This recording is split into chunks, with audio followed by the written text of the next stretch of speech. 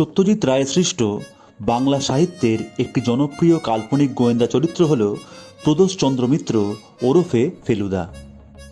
1965 সালের ডিসেম্বর মাসের সন্দেশ পত্রিকায় ফেলুদা সিরিজের প্রথম গল্প ফেলুদার গোয়েন্দাগিরির প্রথম ভাগ প্রকাশিত হয়, যা পরের আরও 2টি সংখ্যার মাধ্যমে শেষ হয়।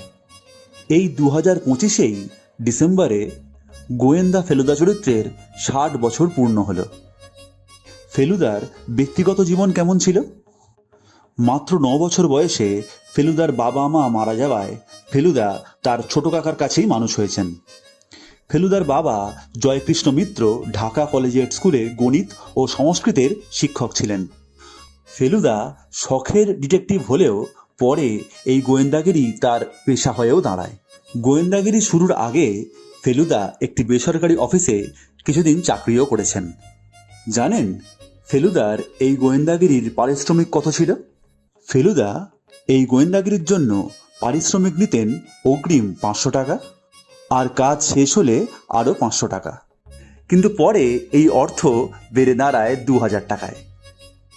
ভিডিওটি ভালো লাগলে লাইক ও শেয়ার করবেন, আর এই রকম ইনফরমেটিভ ভিডিওর জন্য চ্যানেলটিকে অবশ্যই সাবস্ক্রাইব করবেন। নমস্কার।